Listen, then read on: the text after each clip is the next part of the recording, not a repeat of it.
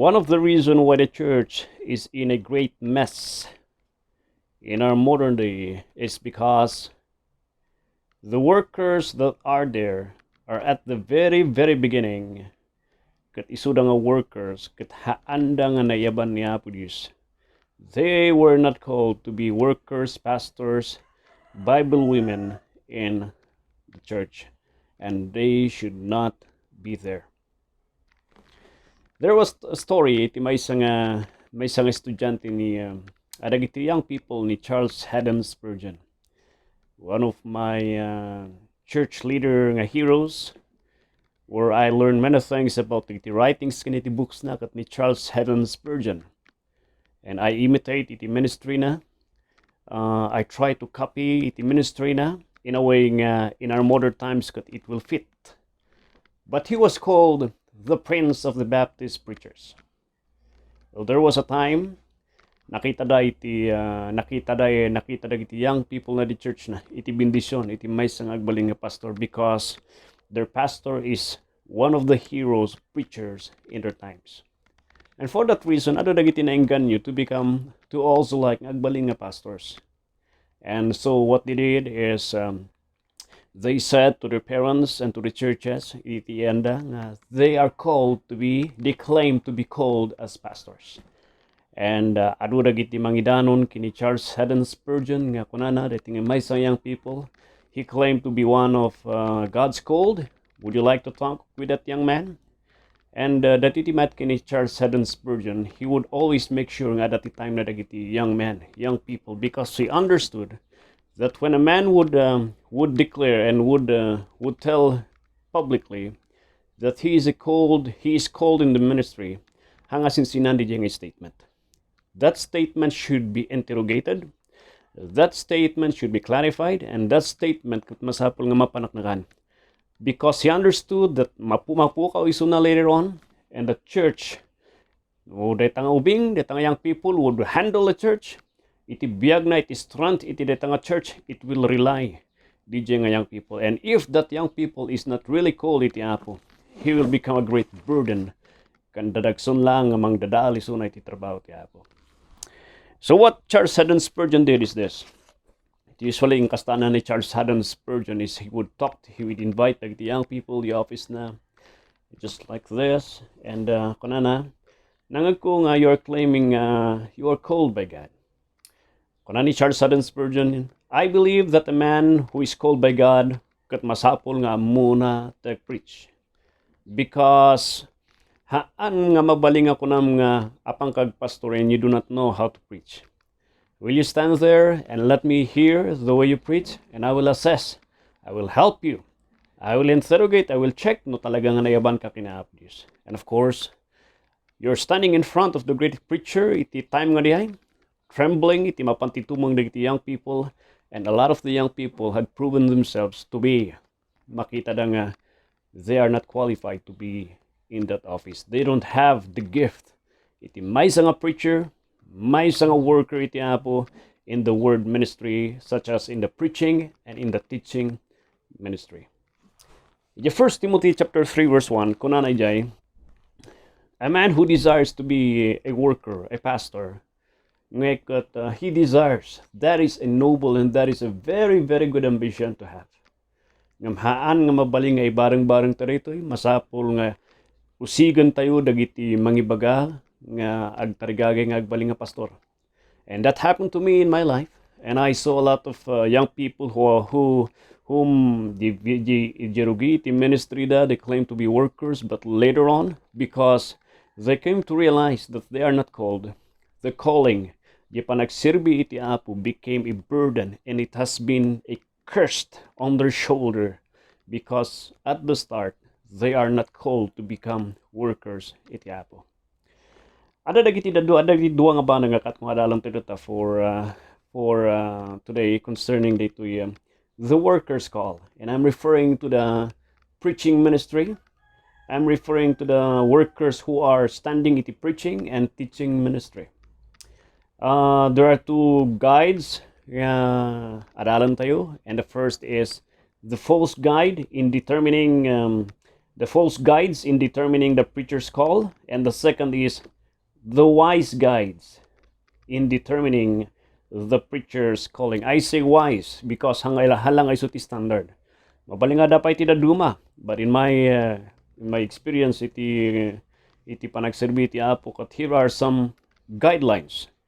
Han nga standard but guidelines nga ngayon mo iti daduma nga pangbasbasaran nyo iti may nga tao no iso na kat may nga nayaban. Iti word ministry, iti preaching or teaching ministry or iti pastorate nga banda. The first dito adalon ko iti guides. I see this as guides. False guides. There are many guides nga mangibagada nga kasto iti guide but adu dagiti false kan kunam nga impostor nga guides nga isuti sursuruton ti kaduan. That's why the church is in a great mess today. And let me suggest to you, let me tell you dagiti let me present to you, introduce to you dagiti false guides that are causing workers to be in the church where they should not be. It is a guides, these are guides that are leading young men to be in the ministry nga dapat katawan da ko mayjay. They should be in the proper order, proper call of God in their lives. Umuna kat ito di talkative. Usually iti may nga basaran nga agbalbaling iti may nga tao kan iti church kat i-recommenda iti may nga young people that go to iti may nga work and to be may recommenda nga mapan iti seminary kat no sino ti katayat-tatan iti grupo ti young people kat they are the number one nga agbalbaling nga leader and they are the number one nga agbalbaling nga may send iti church iti Bible school, right? That's the case or iti area iti leadership iti young people iti association iti churches no sino ti kalaingan nga iso no iso ti kalaingan nga istorya iso ti may elect. It seems the basis iti panagpili iti may nga worker iti Apo kat jay laing kan katay lang isong ada dagiti mangibaga naglakamot iti nga trabaho ingana lang katay ti punan. Ada ti mangibaga kan nang comment piman kunana no pastor nag-suggest nag-comment piman di Facebook at kunana no kasla ko man kanyang magsao kalaing mabalinak mat ko mga agbaling nga kasla kanyang mga pastor. But I said panunot ko lang kung nga rin-replyan diya yun for the sake nga ma-offender di young people nga diya. I just told in my mind nga to be a preacher and to become a teacher of God's word and to become a pastor iti may nga church haan nga mabaling ako na nga puunan lang kat katay. It demands kun dakkel iti dapat nga gatad na diay. Han nga gapusta kuna nga nalaing kan nga agsaw mabalim pakatawam nakarisma. Jay point nga nakarisma iso na. Nalaing nga kaayat no kita. And may I tell you this.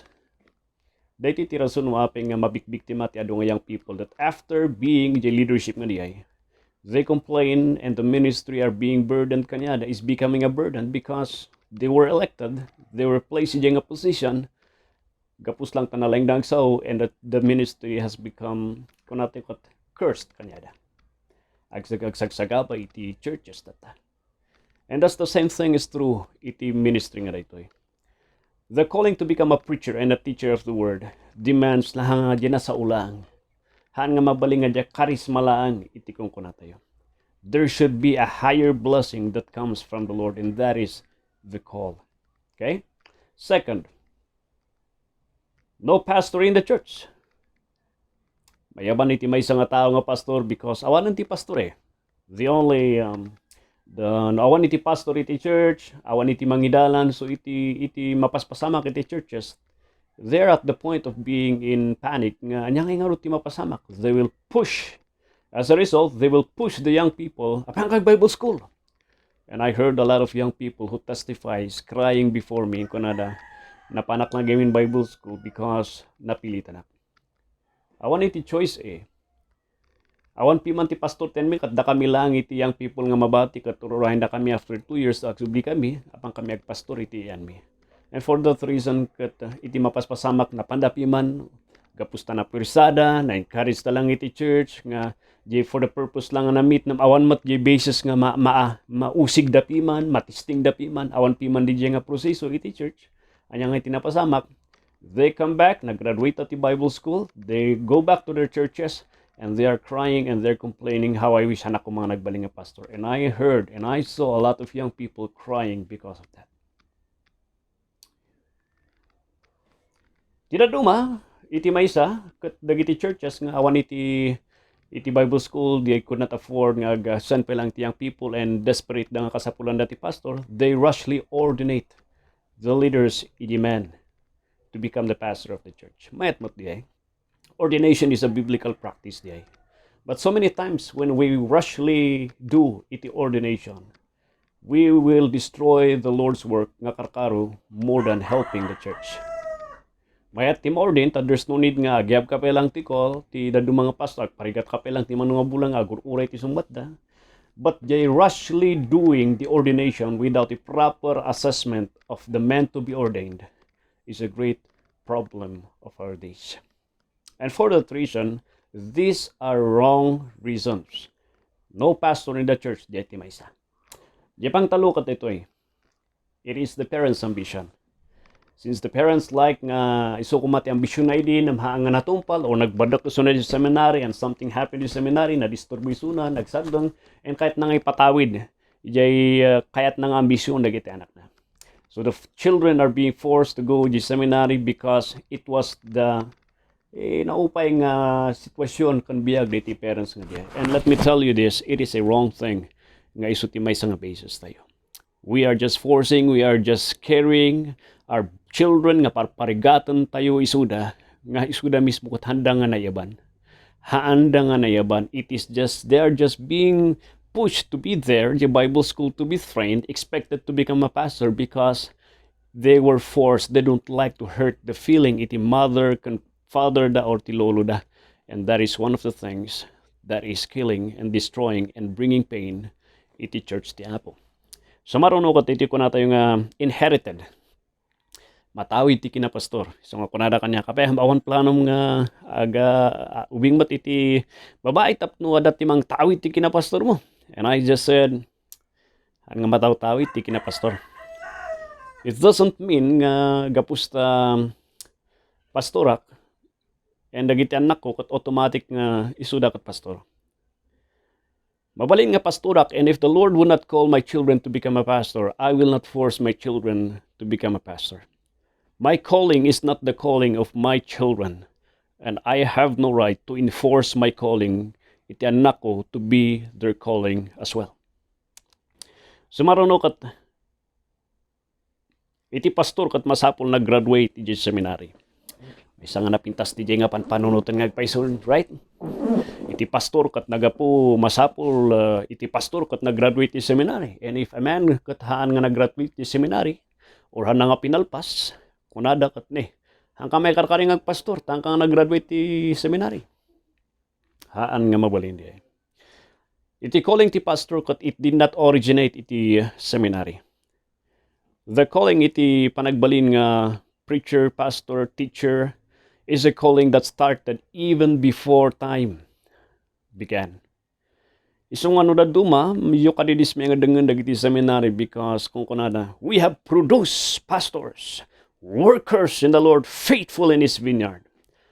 It is not you who called these workers.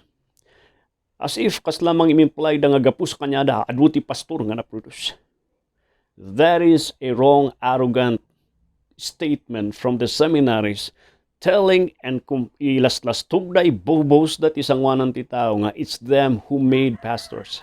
It's not the seminary that called out pastors. It is God. They are just tools nga mang-asa, mangliha, mang-refine dagiti na iyabanan nga worker even before the earth was made. Laglagi pa nyo dihay. Okay? So it doesn't mean mabaling at imaysa nga tao kat hanga nagapu seminary, but if he has the qualification of a preacher, a worker, a pastor, then he could be titled, he could be respected. You give him the due respect that God had given him as a called pastor na iti trabaho na. As a matter of truth, nagarudag iti leaders iti history who did not step iti Bible school and yet they were called great preachers of the past, leaders of the church, such as ni Charles Haddon Spurgeon. So, I don't know. J. Skill preferred modern spirituality. In that, no nalayang lang agsaw, nalayang agtakdari sang wanan, nalayang agito dito encouragement, nam itibiyag namot katanang ibibiyag, mabalinon diyay. And I want the choice importante nalayang iso na. Let me tell you, this will hurt the church more. This will cause disgrace itinagan niya po Diyos. It will just create misunderstanding and shame and disrespect nga karkaro itinagan iti Christianity and nagan ni Christ Jesus.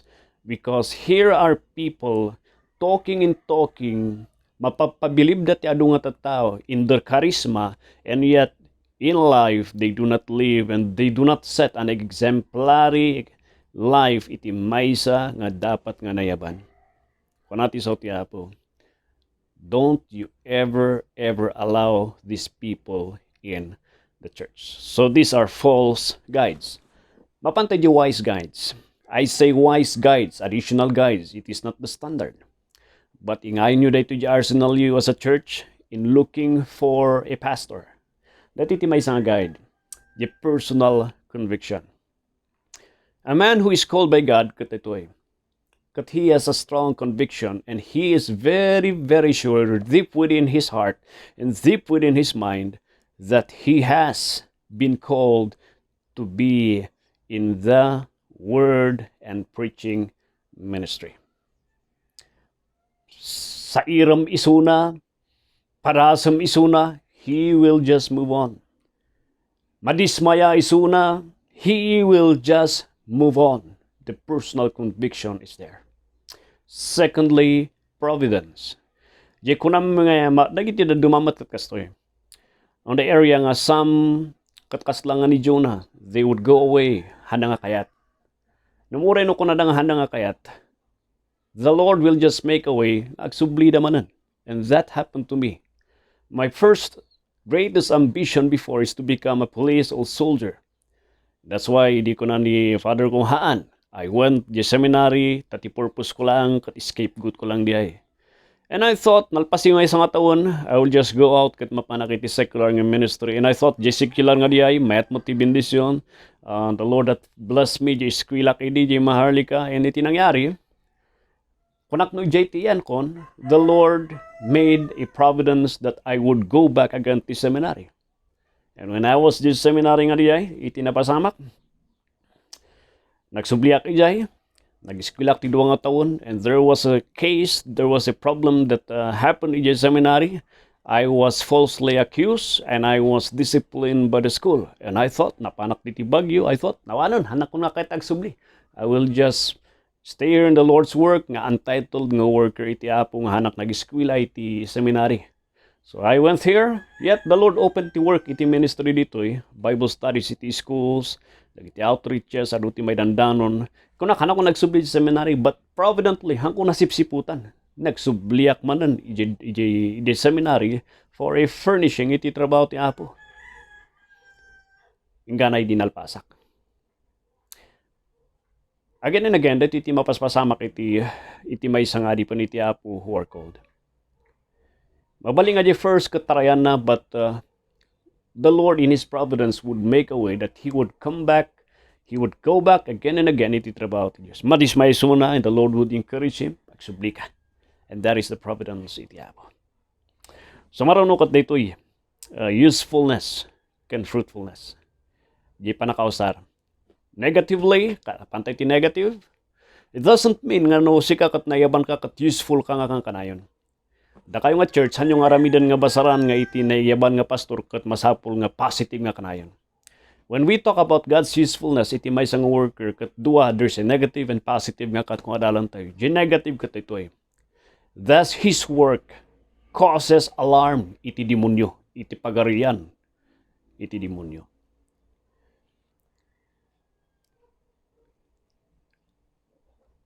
When does this man, when he stand up there, does he cause commotion or argument, agwala iti demonyo, or kore dagiti adipan iti demonyo, dagi demonyo, or dagiti anak ti demonyo nga madismayada. A real preacher iti Apo kat there will be negative comments that will come to him because of his faithfulness in the Word. A man who is called will experience iti hatred by people. He will be hated by his family. He will be disgrace, matagibasit isuna. He will be accused nga binabayaan na ti pamilya na, ay sukat na nga, imbis nga pakanon na ti pamilya na, kaslag daw dawat ti kwarta ti kunada. But you know, my friend, a man who is called, katitoy, kunay ti so ti Apo, there is a sign of usefulness and there is a sign of fruitfulness. Negatively, the kingdom of the devil is shaken. Kanyana. It is just like di kunata yung di chimpo ni Noah. He was there preaching the message of God's judgment and nobody believed him. The same thing kini Jeremiah. He was there faithfully ministering to the word and nobody believed him.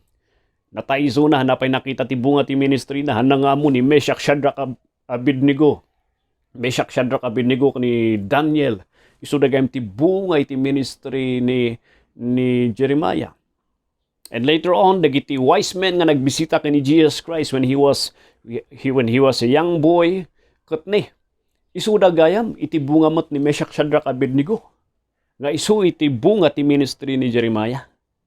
They have not seen the fruit of their ministry, but the kingdom of darkness were shaken kanyada.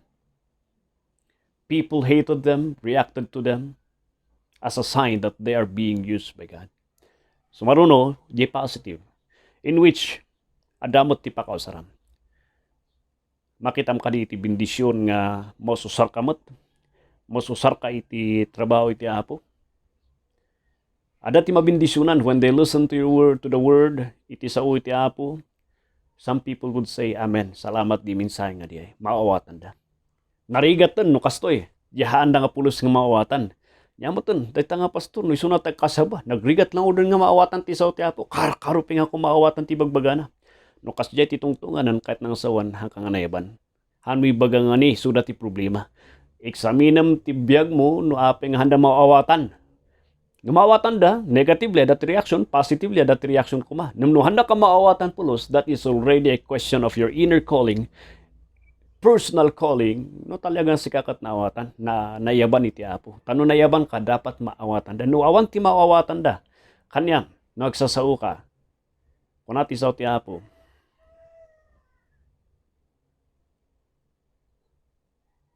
baka kang nayaban. Kita mo na ti lugar mo. Okay? So marunong kat di affirmation iti church. Makita ti church ti bindisyon, no talagang sikakat nayaban. The church would recommend you, the church is blessed, and the church are edified nga makita da iti something nga unique kanyang nga you are really called iti ministry. Dahil ti may nga bendisyon nga pangkitaan, matang. Is the church ministered, or a congregation, or a group of people ministered? They would say, they would affirm nga data ti calling mo. And yet, data ti may nga pangkitaan nga sikakat may nga neban. Nalawag di ay? Kat may the spiritual gift of teaching and preaching. Do not be in this calling if you do not possess daytoy nga banda. If you do not like studying and if you do not like reading and listening, tapno ag-develop ka kan aduti mga amuam ti sao ti Apo, you look for another work. Dito nga work, trabaho na dito nga trabaho na dito, it is a work, it is a call, nga agpanpanunot ka, inga na maturog, inga na bumangon ka, agpanpanunot ka, nagis-study ka, so nakasalpak tilapay ko na daw, dati ramidak titiruan, iPhone because I'm listening, digiti MP3 downloads, deepening my study, studying the Word. That is the life, iti pastor. And if you hate that kind of life, please, I beg you, don't go iti daytoy nga trabaho. You will just disgrace the name of Christ. And if you preach and you do not have the skill of handling the Word of God, don't be in this ministry. You are just hurting yourself. You are just hurting the church.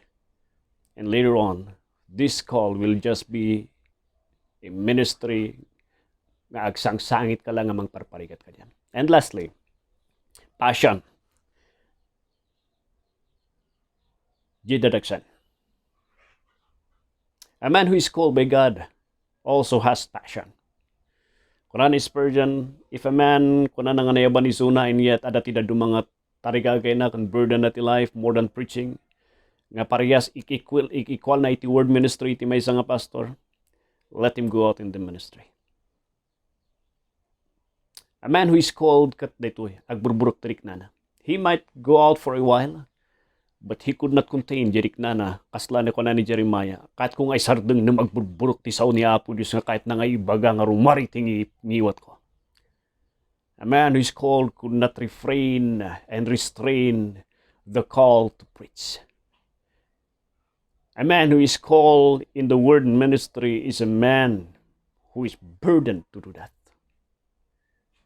You could not quench the fire. He must talk the gospel and he must preach the gospel because he could see people are listening and the devil is reacting kanyana. Oh, my friend, here are some guides that will make us wise and understanding iti workers tayo, especially in their call. I am being hated by many of the young people who seek for advice. And I said to them, because I see them nga makita nga gift da nga agtakder di sangwanan, naguluda, you could not see the mark of the skill and the quality of life da kat makita mo sabali. Or probably, kasla na iduron da lang ijay. Or sabalit intention da. Ado na giti young people kat ibak pimang kanyada. I beg you, hanggang ngapal nga, do not desire to become a pastor.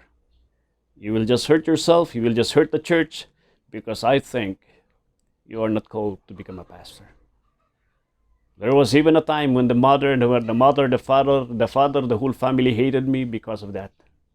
And I said, anyang ingarud, kunakti pamilya, you would hate me for this, but later on you would be thankful kanyak because I've spared your son, your daughter, to be in the ministry where God has not called him to be. Oh, my friend, we need leaders who are really called. Leaders who are sure of their calling. That no matter what would happen, no matter nyati mapaspasamak ti biyagda, in pain and even in the kingdom, in the assassination of the demons in the kingdom of the devil, they would not give in. We need workers who are sure in themselves that they are really God's workers in God's battlefield.